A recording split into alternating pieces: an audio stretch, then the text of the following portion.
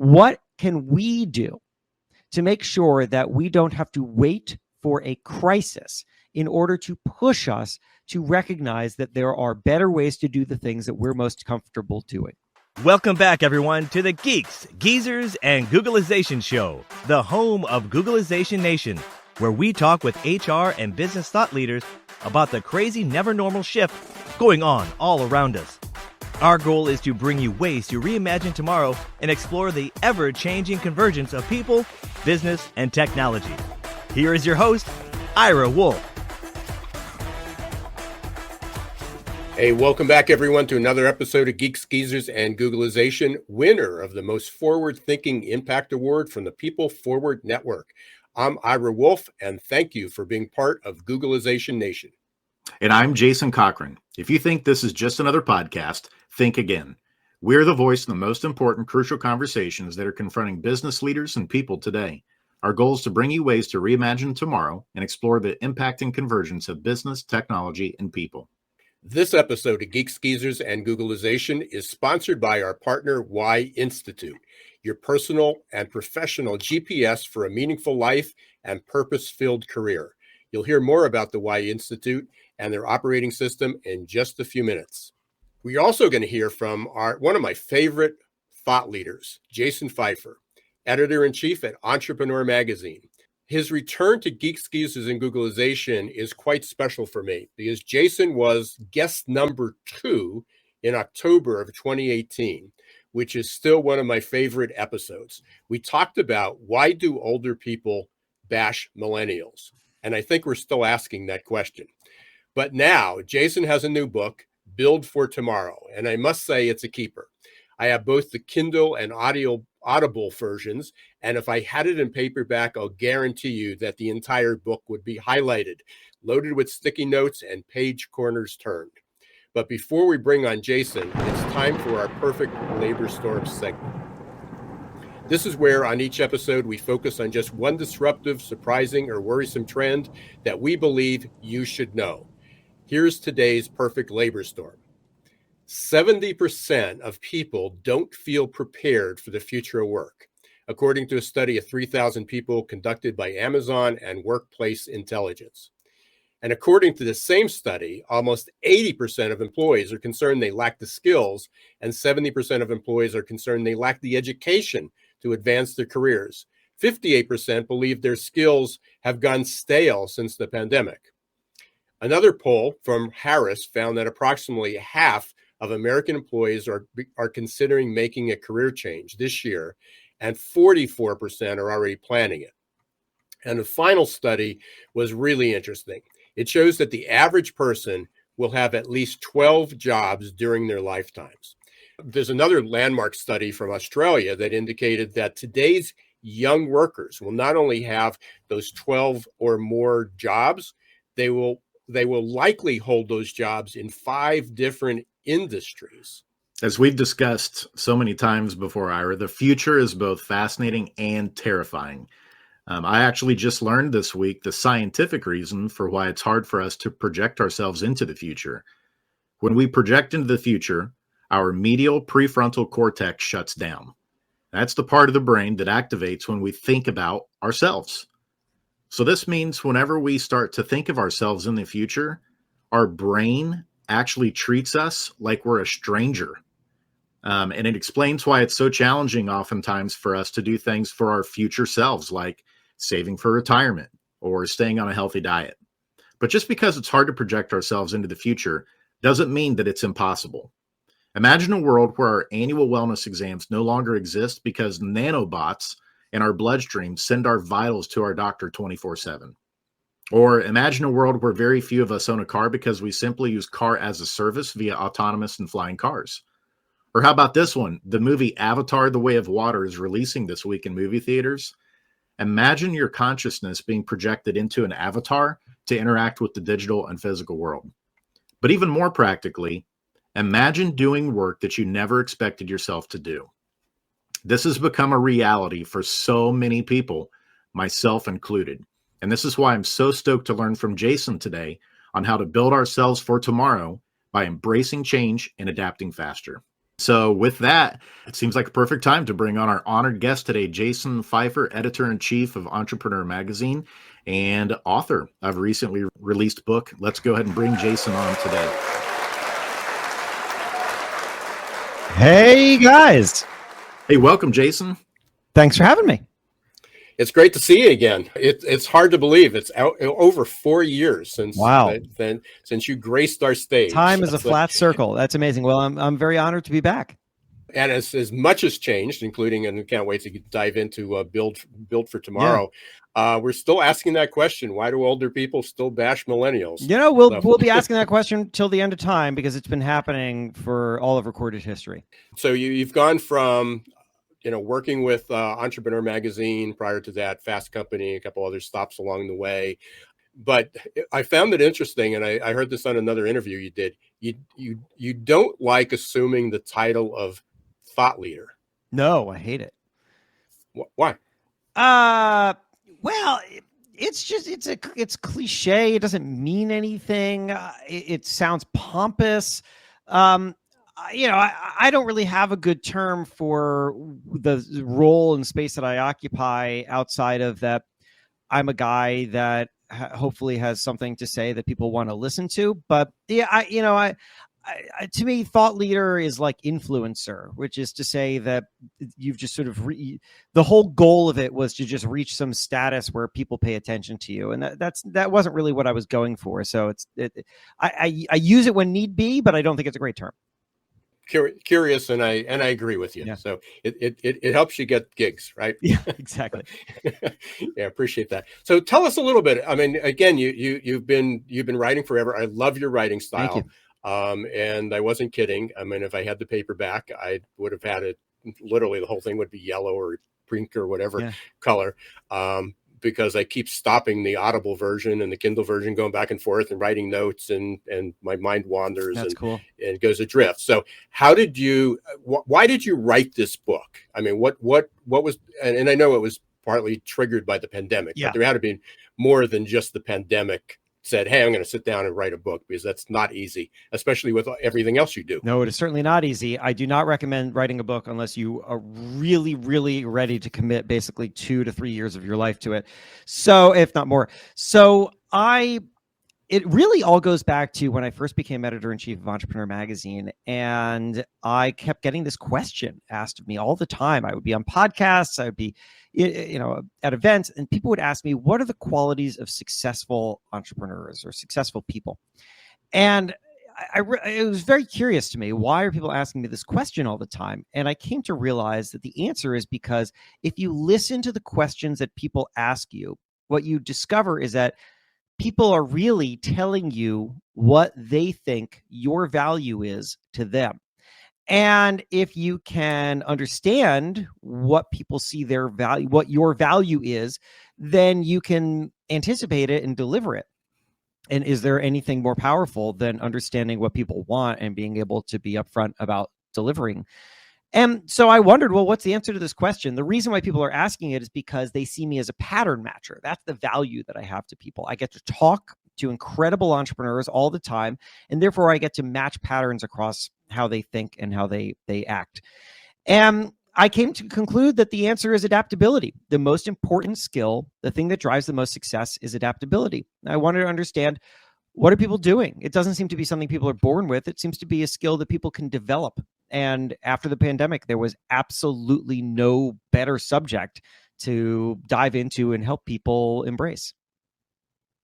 And Jason, with the adaptability in your book, you talk about the reason we need to adapt is there's kind of like these 4 phases of change. Can you explain to us what those 4 phases of change are that we go through? Yeah, so what I've found is that everybody goes through change in the same 4 phases. And those phases are panic, adaptation, new normal, and wouldn't go back.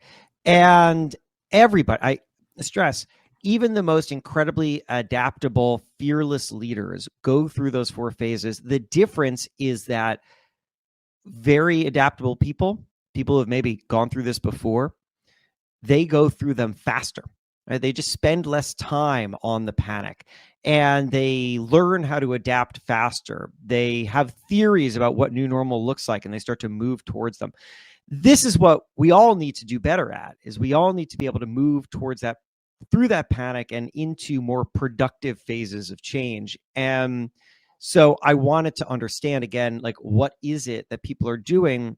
Okay, I give you just this was perhaps my first great shocker moment of how people were going to react to the pandemic, which was, it was March of 2020. It was days before everything shut down, and the world hadn't quite understood what was coming for us. And I was out to dinner with like 12 people for a birthday party, and I'm sitting next to this woman named Megan Asha, and Megan is the founder of a company called Founder Made. They operate trade shows for the CPG industry, and I've spoken at Founder Made before, and I said, Megan, what is going to happen? Because your business is a live events business, and live events are like shutting down right now. Like, how are you feeling? And she said, you know what?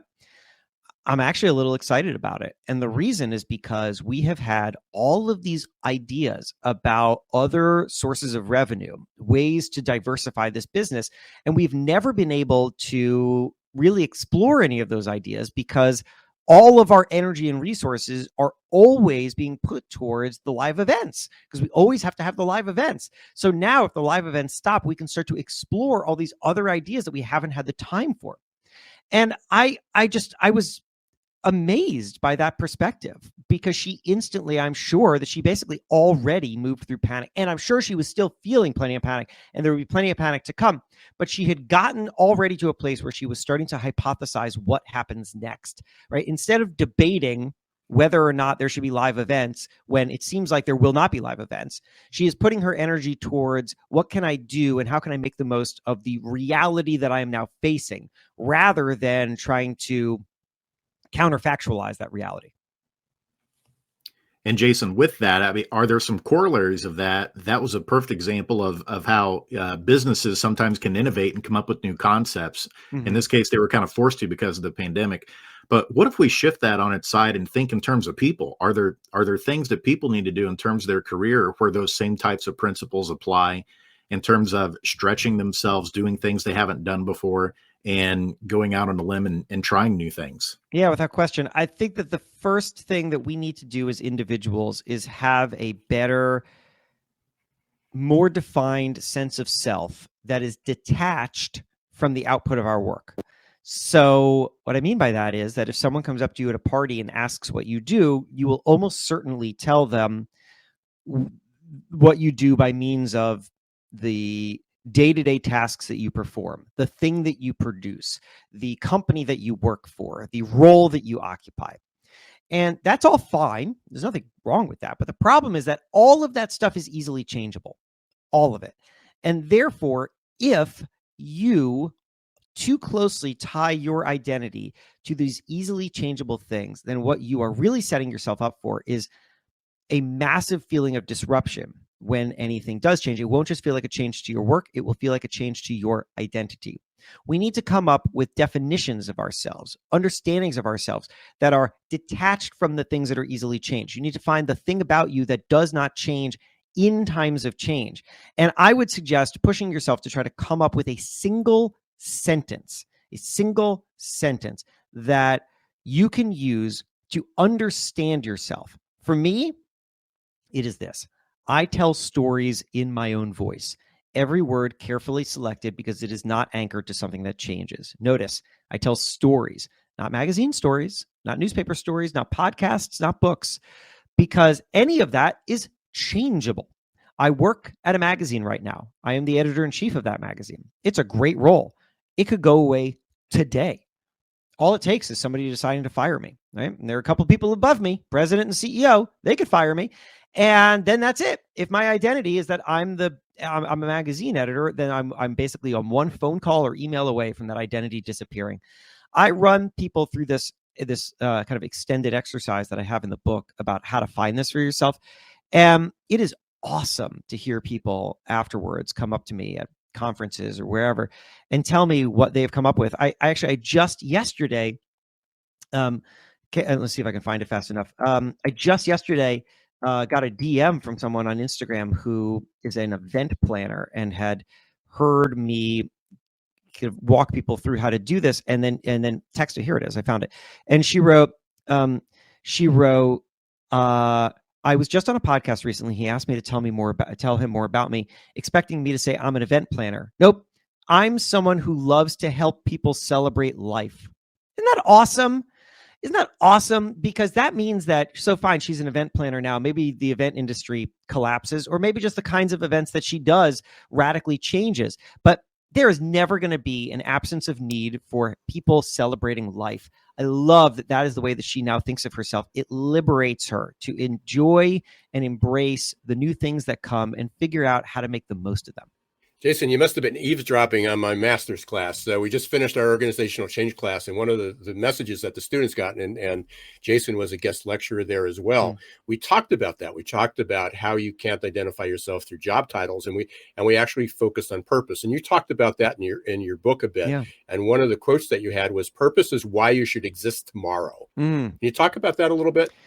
Well, the reason I called the book "Build for Tomorrow" is because I think we often spend too much of our time building for yesterday. It's just to say that we built something, it works, or we're comfortable with it, and therefore what we want to do is make sure that it lasts. We start to protect it.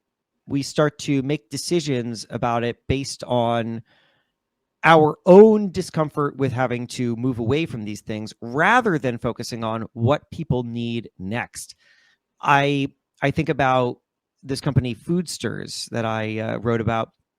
They make baking mixes and other packaged goods, sweets. They make sweets, and they went through a big change a number of years ago, and it was impacted the products that they were putting out. And I asked their CEO Greg about it, and I said, "Look, was it a bummer? Or was it really difficult to navigate that, to kind of grapple with that big change?" And he said, "It wasn't, because it all goes back to why we started business to begin with. Our mission," he said, "was to bring joy to people with upgraded sweet baked goods, to bring joy to people." And I think about how transformative that kind of insight is, because here's the thing.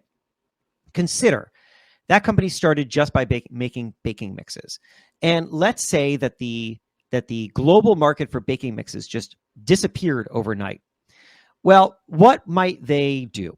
They really have two options. Number one is to try to convince people to buy baking mixes again, because they have invested in baking mixes. And so their incentive now is going to be to just get people to like this stuff again. That's building for yesterday, right? That's trying to get people to go backwards even when they want to go forwards, because you happen to have something that was relevant to them before.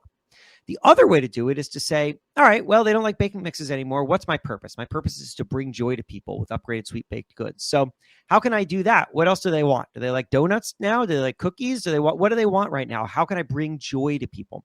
That's building for tomorrow, because that's understanding where people are going and making sure that you are evolving with and ahead of them. It's a massive difference. So that's the reason why I wrote it like that, because your purpose is understanding how you can continue to be relevant, not how you were relevant. So if we can continue walking through the stages, so we spent some time on panic and probably have moved into adaptability. Yeah. So let's make sure that we walk through all four stages, because we certainly want to get people where they wouldn't go back. Yeah. Yeah. Well, right. So, there's panic. You're very familiar with panic. There's adaptation. I think one of the best ways to do that is what we've been doing right now, is to have a clear-eyed understanding of who you are and what your value is that's transferable. You get to now, the next is new normal. New normal being where we start to develop some new comforts and familiarities. We start to build a new foundation. And as we do that, one of my recommendations is that we need to be incredibly mindful of how everything that we do benefits or does not benefit our ecosystem. So I like asking this question, what is this for? I like it so much that I devoted an entire page in the book to it, which is to say that there's literally nothing on that page except for what is this for, very large, so that people could tear it out and slap it on their walls. Because I find that asking what is this for of everything that I do really helps guide me. It shows me that, all right, this podcast that I make, for example, what is this for? Well, in the early days, what it was for teaching me podcasting. And then it might have become about, what is this for? It's to make me money. But you know what? I'll be honest with you. The podcast that I make, it doesn't really make me much money. So it's not for making money. Does it have another purpose? It better. Otherwise, I should stop making it.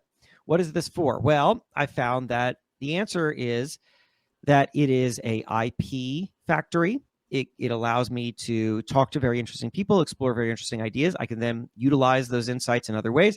And it's an opportunity magnet. People listen to it and then they reach out to me, and those relationships can turn into other opportunities.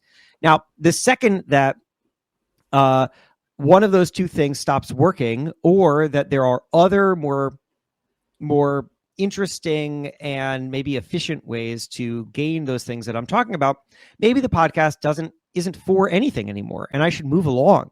And that's okay, because the podcast served its purpose and I loved it, and now it's time for it to be replaced by something else that it's for. Constantly ask yourself, what is this for? So that you never just start doing things forever simply because they served a role at one time. Now, Jason, this is going to be a little bit of a different question here. In Sure. your book, you've got Dwayne "The Rock" Johnson, I do. and I'm a huge fan of The Rock and professional wrestling. And so, without giving too much away, can you share a little bit of the wisdom and insights that The Rock shared on how we build for the future? Yeah, sure. So I had a really wonderful conversation with Dwayne and his business partner, Danny Garcia. And we talked a lot about how to find purpose, similar to what we talked about here. And, I asked him, I told him my line that I said to you there, I tell stories in my own voice. And I asked him, what's his version of that? And he said just the craziest thing to me.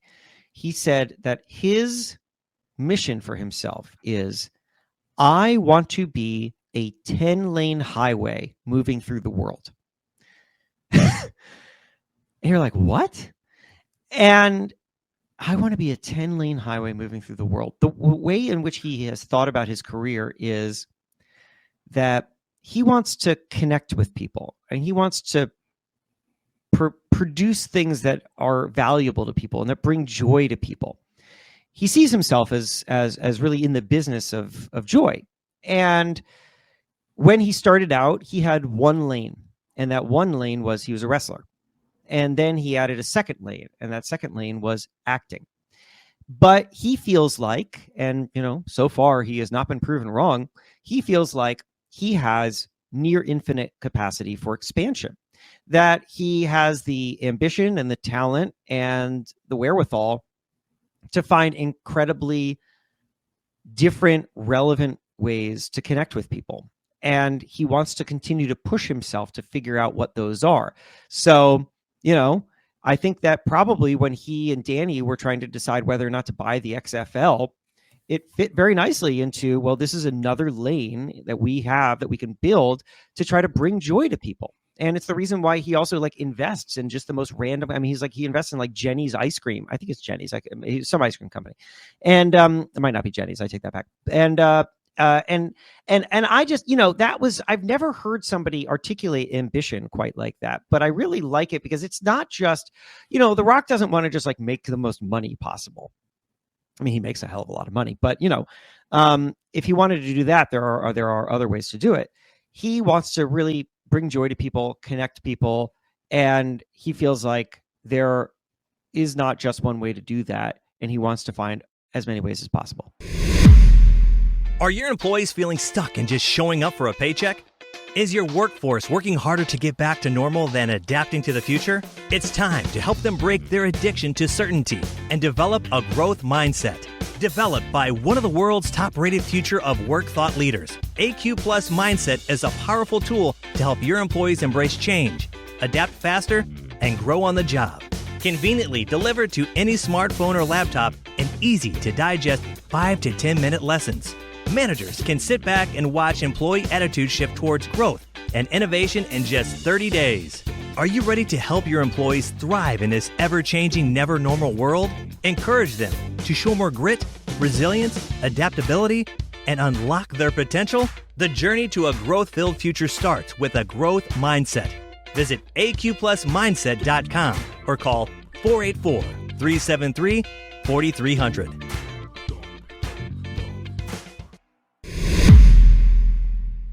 Hey, welcome back, everyone, to Geeks, Geezers, and Googlization. We're here with Jason Feifer about his new book, Build for Tomorrow. And Jason, as I was listening to the commercial, it sounds like we're in sync. Couldn't be more relevant. And we're working on separate projects very similarly. So I'd love to talk to you about that at a later time. Let's make sure, because I know you have a hard stop coming up. We want to make sure that we get to the core of the book of how do you get to stage 4 or phase 4 of this, of saying, hey, I wouldn't go back. Yeah. Well, look, I mean, it's not one flip that you switch. The book is sort of all about driving towards wouldn't go back. And I think that's what we all should be thinking about is there is going to be some time, whether or not we go into it kicking or screaming or not, there will be some moment where we realized, oh, wow, there was actually a better way to do things all along. One of my favorite little moments of talking to people during the pandemic was this woman. Her name is Lena, and she runs a company in Baltimore called Lena's Wigs. It's just a storefront. They sell wigs. And she used to operate it like a storefront. Everybody knows what a storefront is. People could walk in off the street, they can shop for wigs. And then the pandemic arrives, and Lena cannot welcome people in off the street because there are lockdowns and all sorts of restrictions, and we all remember that. And so Lena is trying to think, well, how on earth can I stay operational? And the only thing that she can think of is something that she was well aware of. It wasn't something she invented, but that she had always thought was a terrible idea for her business. And that was to do appointment only, to be an appointment only business. And the reason she'd always thought that was a terrible idea was because why would you add friction to your business? But now she has no other choice. And so she moves to appointment only and discovers 2 incredible things. Number 1, sales and profits rise. Number 2, her customers are happier. What's going on? Well, here's what's going on. You know who doesn't buy wigs? Turns out the answer is people who walk in off the street. They don't buy wigs. They browse wigs. You know who does buy wigs? People who are buying for religious or like other personal reasons, health reasons, very personal reasons. Those people are incredibly happy to come in and have a private experience where they're looking at wigs and they are not surrounded by randos who walk in off the street. Meanwhile, Lena, this whole time, had been employing somebody to greet the people who come in off the street, which means that Lena was actually spending money to greet people who are not her customers at the expense of the people who are her customers. And she didn't realize this until she was forced into it. And this now is her wouldn't go back moment. She realized that there was actually a completely different way to run her business. And now that she has recognized that, she has leaned heavily into it. So she is now thinking, well, how can I make my online presence more robust? Can I also do virtual fittings? The answer is yes. People are very happy about that. What can we do to make sure that we don't have to wait for a crisis in order to push us to recognize that there are better ways to do the things that we're most comfortable doing? I think back to the way that Donald Rumsfeld, kind of random reference, you didn't expect that, but Donald Rumsfeld famously talked about in this press conference over a decade ago about the known knowns, the known unknowns, and the unknown unknowns. Now, he was talking about that from a military perspective, but I think that that comes out of the Johari window, which is this 1970s self-assessment tool. And I think it's a pretty good way for us to think. If we always look around and we think, what are our unknown unknowns? What do other people know that I don't? And that, in fact, I don't even know how to ask the question for. The starting point is by looking around at other businesses and just seeing how they're operating. By looking at, Lena could have been looking at virtual companies that do virtual things for people that we always used to think have to happen in person. People sell candles online now. It seems like the weirdest thing. Don't you need to smell the candle? No, turns out you don't. So that should make you wonder, well, is there an unknown in front of me too? How can I start to illuminate that unknown? How can I start to experiment and see if the boundaries of my business are not exactly where I thought that they were? That is how we ultimately are going to be able to reach our wouldn't go back moment. And you brought up one of my favorite questions. This came when I was doing my master's program almost 20 years ago, and it was in a book called The Prepared Mind, and it looked at different stages of decision making. Yeah. But one of those questions was, "What don't I know that I should?" Yeah. And who knows that? And Where do I find that answer? And that's a question. And every time somebody gives me a solution, or every conversation we have, or every time I was teaching my class, that's the question: is what don't we know that we should? Whenever I go into a situation that I don't feel completely prepared for, like I remember the first couple of times I went on television, and or the first couple of times I went on stage. I mean, couple is like a lot. I would always ask afterwards, how did I do? Like, not just of me, but of the organizer. And, they'll be like, oh, you did great. And I was like, yeah. But like, tell me the things that you would have done differently. Tell me what other people do better than what I do. And then they'll say, and I'll be like, I'm not defensive about it. You know better than me. So now you've seen what I can do. Tell me how to improve. And I'll tell you, people, they have answers. They have really, really smart answers. And I've always taken those answers to heart. It's like a little ego bruising goes a long way. Jason, I know you're tight on time, and we're incredibly grateful for you being here. And we're grateful that Geeks, Geezers, and Googleization can be named in the same conversation with The Rock and also with Barbara Corcoran. So I know you had a great interview with her, and I've been following it on LinkedIn, and it goes up, and it was a fantastic interview and fun, along with other things. But we want to make sure that we get to one of our favorite parts of the show. Two things. One is there something we should have asked you that we didn't, which goes along with that question? And then Jason's going to lead into the lightning round, and we'll get you off to your next meeting. Oh, sounds good. No, I thought you guys did great. I mean, look, I think this goes for content as well as just anything else, which is right. If you're trying to be all things to all people, then you're nothing to nobody. And oftentimes I think people feel like when they sit down with someone, they should have like a big sweeping conversation. But instead, I think that what you should do is pick one direction and just dig deep there, and you'll hit some kind of pay dirt, and that's valuable. And ultimately, the most anybody can ever hope for is that somebody remembers like one thing that you said. Right? If people are watching, people who are watching or listening right now, if they remember a single thing that came out of my mouth a week from now, that is the greatest success I can ask for. So I don't care what people ask me, so long as it prompts an interesting conversation. So I thought we did great here.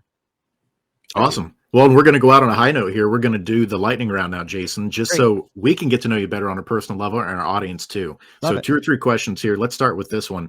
Favorite band or musical artist? Oh, well, I mean, historically it was Green Day from high school, but I still have a great fondness for them. So I'm going Green Day. Absolutely love that. One of my favorites as well. How about if you could pick any superpower in the world, which one would you pick and why? Right. So outside of the superpower is that you can create superpowers, because that's a cheat. I would say that, the superpower that I would want is teleportation. I love to travel, and I can't do enough of it because it takes too long. So teleportation. Awesome. And I think that's the most popular one so far, Ira, that we've had the most for. Yeah, absolutely. I think so too. Yeah. And then number 3. Oh, go ahead, Jason. Well, it's funny. I was just going to say, I for a second there, I was thinking the superpower should be immortality, and there is something very appealing to that. But of course, then it sort of raises this question of what happens when sort of the first round of everybody dies, and is that like, do you want to live past that? I don't really know the answer to that. So anyway, teleportation. Love it. That's a really deep thought there on that look at immortality. And number 3. How about this one? We've been talking a lot today about your wouldn't go back moment. Mm-hmm. What was yours? Oh, gosh. One of yours. There have been so many, but I'll say, very, very briefly, because this is lightning round. I got into this job, editor-in-chief of Entrepreneur Magazine, as a media guy, and I saw it as a media project.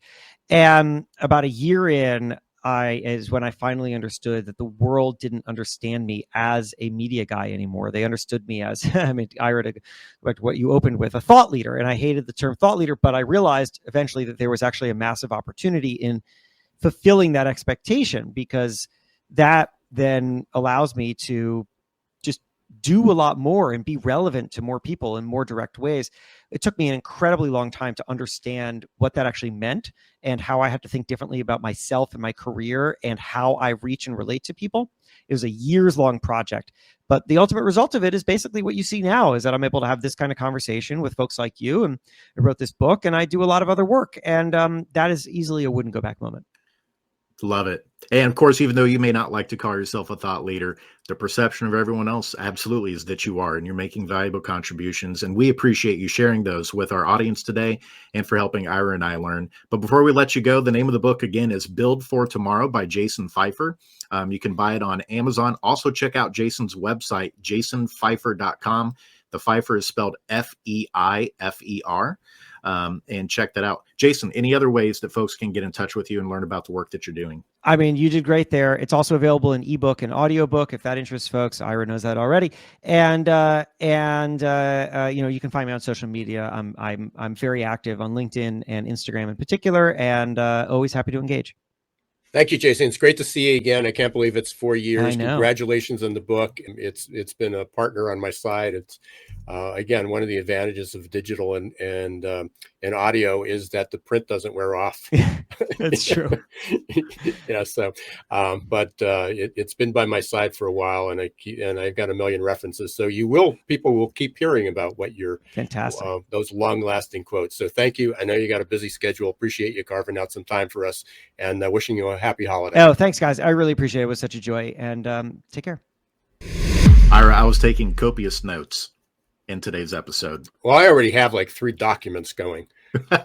Right? You got the Google Docs pulled up in the background. I love it. Yep, I do.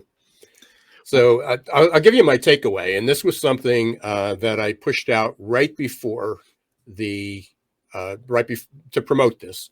And as I was reading it, I kept coming across it and going back to it. This is almost verbatim a quote from Jason's book. He didn't say this directly, but this is sort of the summary. We're building the future on shifting ground. We can't anticipate tomorrow's needs, but we can anticipate that tomorrow will have needs, and those needs will be different than today. And that fits so well into what we're talking about, purpose and adaptability. It absolutely does. One of the quotes that aligns with that he shared today that just absolutely stuck with me was, he said, find the thing about you that doesn't change when everything else around you is changing. And again, it gets back to your why. And that was the context of the conversation when that came up, was if you don't understand who you are and you detach that from just stating the title or role of your job, if you haven't done that, that's the first step in understanding who you are and thriving in this ever-changing world, because he's right. That's the piece of you that's going to remain constant when everything else is changing. I'll tell you, Ira, the other one too, and I'd love to hear your comments on this one. The other one I jotted down that just hit me like a bolt of lightning was, he said, we spend way too much time building for yesterday because it's comfortable.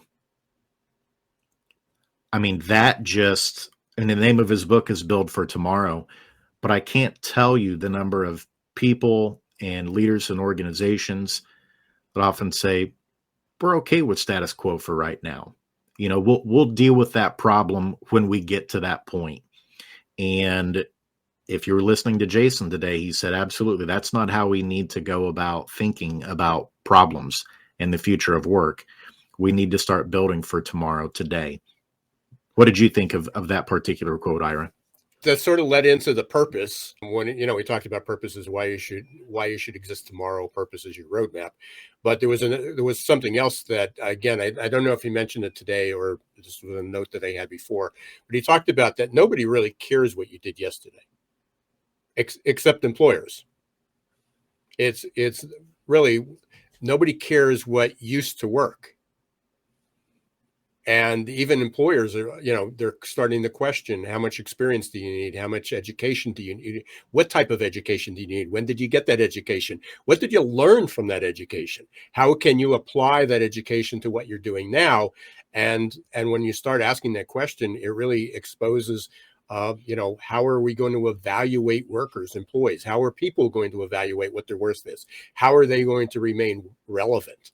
So I think you hit upon a great, a really significant area there. There was another quote that he had, and then we want to talk about what's coming up too, because we got this is just the start of some great conversations that we're going to have. And this was from a sentence in a statement in his book that I wrote down, is our moment is now, but only if we're willing to seize it. It's so many exciting things. And so we want to thank you, Googleization Nation, for getting us into the top 1% of podcasts. Without you being loyal listeners, that would be impossible. We want to thank our partners at People Forward Network and also our sponsors at Y Institute for making the show possible. And if you haven't liked and subscribed on your favorite audio platform, please do so. And we also have a free community that's bringing together some of the best resources on preparing you to lead in the future of work. The name of the community is Googleization Nation. And so you can go to googleizationnation.com and it's free to join, no cost. But we are going to have some exciting announcements in 2023 about some additional benefits that'll come along as being a member of Googleization Nation. So until next time, I am Jason Cochran signing off. And I'm Ira Wolf. And once again, we're very, very grateful for Jason Feifer taking the time. Check out his new book, Build for Tomorrow. And thank you, everyone, for being part of Googleization Nation. If you're not, go to googleizationnation.com and register. It's free. And until next time, don't let the shift hit your plans. Thanks for watching Geeks, Geezers, and Googleization. Be sure to listen to the podcast and follow us on YouTube. This show was produced and edited by Hilton Productions.